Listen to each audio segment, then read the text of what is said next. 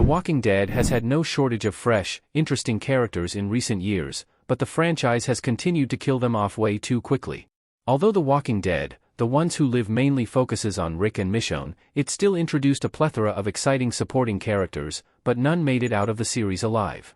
This has continued a trend that has hurt the latest spin-offs, as these great additions are frequently killed off before they reach their full potential, and The Ones Who Live Season 1's ending made this problem abundantly clear. Killing characters does maintain a sense of jeopardy which The Walking Dead needs, but the latest spin-offs have really struggled to keep new characters around, which has hurt the overall product. Jody's Walking Dead death made a massive impact in The Ones Who Live, but despite this shocking moment, the finale continued to sacrifice its most exciting personalities. Given both Jody's and Major General Beale were killed in the last 2 episodes, Rick and Michonne's spin-off didn't need any more deaths to make an impression, but the finale's last departure showed the biggest problem of The Walking Dead's new format. The Ones Who Live Season 1's finale completely wastes Thorne. Thorne being killed off was a huge waste of the character's potential. Pearl Thorne was one of the most complex characters in The Ones Who Live, but the finale completely wasted her potential. Having started the series as an ally to Rick, she is clearly loyal to the CRM come the end of the spin-off and even tries to kill the protagonists. Although Thorne was defiant about the CRM in the beginning, she fully embraced the group after the Echelon briefing, making her a potential threat. This put her on a completely different path from Rick, who continued to reject the CRM, and he became invested in taking them down. Rick and Thorne's friendship helped elevate her character, as Rick used her trust to get Michonne into the CRM.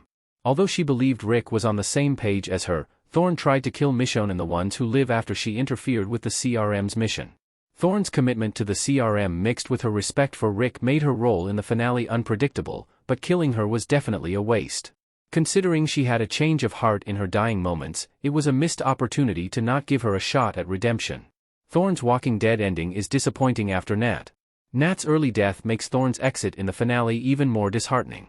Nat with a lighter in The Walking Dead, The Ones Who Live. Nat's early Walking Dead exit made Thorne's death even more disappointing.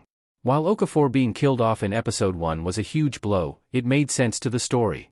His death helped motivate Rick's desire to change the CRM since there was no one left to stop this seemingly unstoppable force. Nat's death served a similar purpose for Michonne, but it felt like his demise could have been avoided. He was a refreshing new character who really stood out in the spin-off but barely lasted longer than Michonne's other allies, with all 3 characters dying in Episode 2.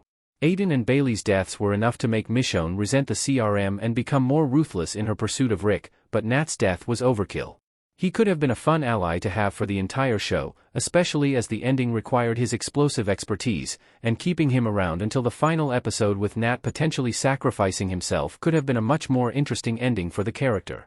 Nat's death already continued the Walking Dead spin-off trope, but killing Thorne as well meant no important new characters survived The Ones Who Live, which continues the franchise's latest problem.